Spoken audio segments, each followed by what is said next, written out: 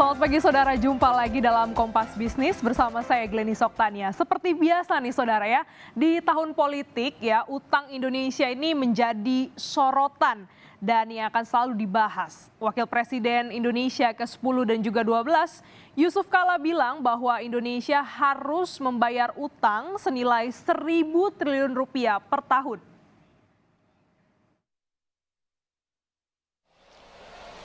Ekonomi ada masalah dalam negeri luar negeri. Tadi saya bicarakan utang, Pak Mas Haye tadi mengatakan utang besar, ya betul. Setahun bayar bunga dan utang lebih 1.000 triliun. Terbesar dalam sejarah Indonesia sejak merdeka. Tentu saya juga berada dalam soal itu, walaupun. Tetapi kita bisa berbuat. Nah, saudara, benarkah Indonesia setiap tahun membayar utang 1.000 triliun rupiah?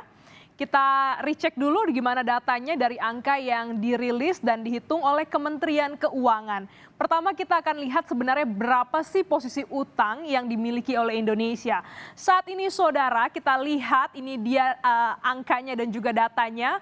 Posisi utang Indonesia ada di angka 7.849,89 triliun rupiah.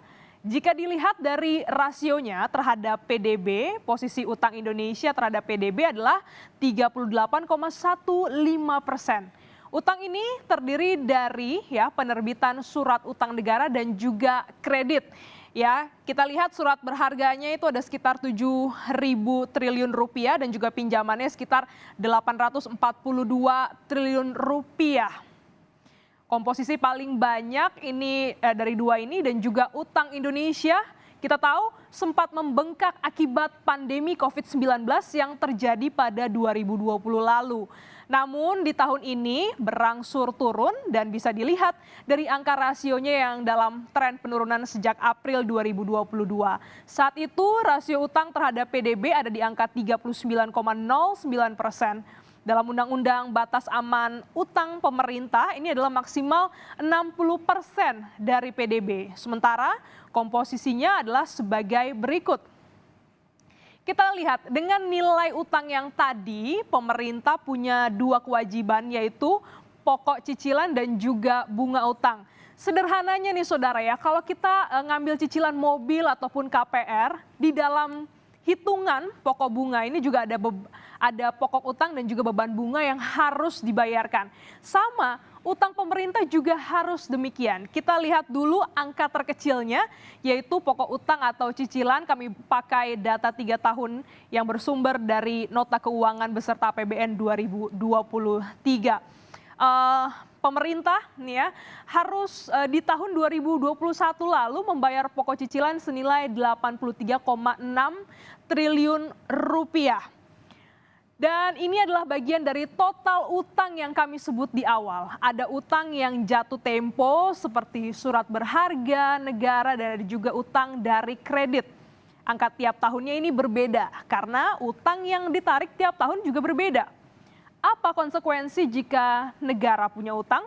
Ya tentu saja paling di depan mata adalah bunga utangnya ini. Ya, kita cek lagi faktanya dari sumber yang sama, setidaknya saudara Indonesia bayar bunga utang ya per tahun itu adalah sekitar 400 triliunan lah ya. Kita lihat di tahun 2023 itu angkanya adalah 441,9 triliun, di 2022 ada 403,9 triliun, di 2021 343,5 triliun rupiah. Kalau di jumlah cicilan dan juga bunga utang, apakah sampai 1.000 triliun? Anda simpulkan sendiri. Jadi ya, Indonesia yang dimaksud oleh Pak JK sebelumnya di awal tadi adalah utang pemerintah ya atau termasuk dengan utang swasta. Dalam APBN yang dirilis Kementerian Keuangan, pemerintah selalu bilang bahwa rasio utang pemerintah terhadap PDB per akhir bulan April 2023 berada di batas aman, jauh di bawah 60% PDB. Sesuai dengan Undang-Undang Nomor 17 Tahun 2003 tentang Keuangan Negara, rasio utang pemerintah terhadap PDB Indonesia dinilai aman, yaitu nilainya adalah 38%. Karena kalau dibandingkan dengan negara maju seperti Amerika, jauh sekali saudara ya. Amerika nih ya, rasio utang terhadap PDB-nya adalah 125%.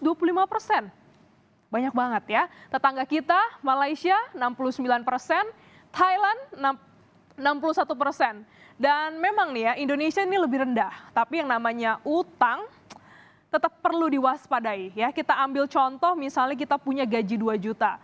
Kalau 400 ribunya cuma buat bayar utang, sisanya buat kebutuhan pokok. Kalau sakit, pasti terseok-seok juga. Kondisi individu ini sama persis yang dihadapi Indonesia saat pandemi tiba-tiba datang.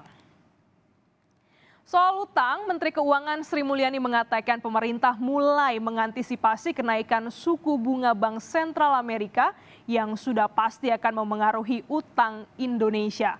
Pemerintah mengklaim akan tetap berhati-hati mengelola utang lewat pembiayaan dalam negeri dibanding luar negeri.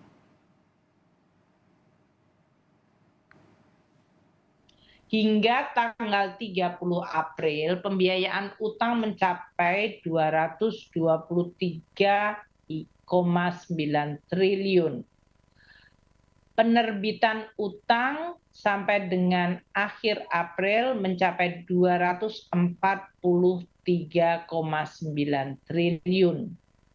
Ini memang meningkat dibandingkan tahun lalu, terutama karena memang mengantisipasi dari kenaikan suku bunga Fed Fund Rate maupun suku bunga di dalam negeri.